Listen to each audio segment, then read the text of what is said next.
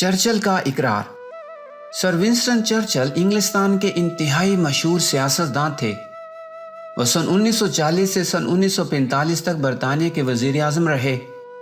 ان کے متعلق مورخین مغرب یہ الفاظ لکھتے ہیں کہ انہوں نے دوسری جنگ عظیم میں برطانیہ کو شکست سے بچا کر فتح تک پہنچایا، یعنی he led Britain from near defeat to victory in World War II۔ Churchill جنگ کے رہنما تھے، مگر وہ امن کے رہنما نہ تھے۔ برطانیہ کے لوگوں کا یہ سیاسی شعور قابل داد ہے کہ جنگ عظیم کے فوراً بعد برطانیہ میں عام الیکشن ہوا تو انہوں نے اپنے جنگی ہیرو کے حق میں ووٹ نہیں دیا، کیونکہ جنگ کے بعد برطانیہ کی تعمیری نو کے لیے وہ چرچل کو موزوں نہیں سمجھتے تھے۔ چرچل کے اندر بڑی عجیب و غریب خصوصیات تھیں۔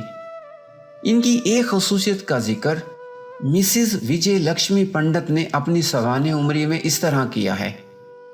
ہندوستان کے مطالبہ آزادی کے جواب میں چرچل نے اعلان کیا تھا کہ وہ سلطنت برطانیہ کے وزیر اعظم اس لیے نہیں بنے ہیں کہ وہ اس کے خاتمے کی تقریب کی صدارت کریں۔ یہ بات قابل تعجب نہیں ہے کہ ہم لوگ ان سے محبت نہیں کرتے تھے۔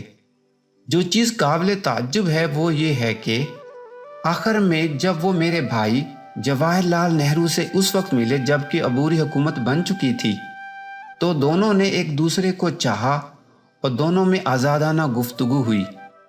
جب وہ جدا ہوئے تو چرچل نے جواہر لال کو یہ کہہ کر مبارکباد دی کہ میں یہ کہنا چاہتا ہوں کہ آپ نے انسان کے دو سب سے بڑے دشمنوں پر فتح پائی ہے، وہ ہیں نفرت اور خوف۔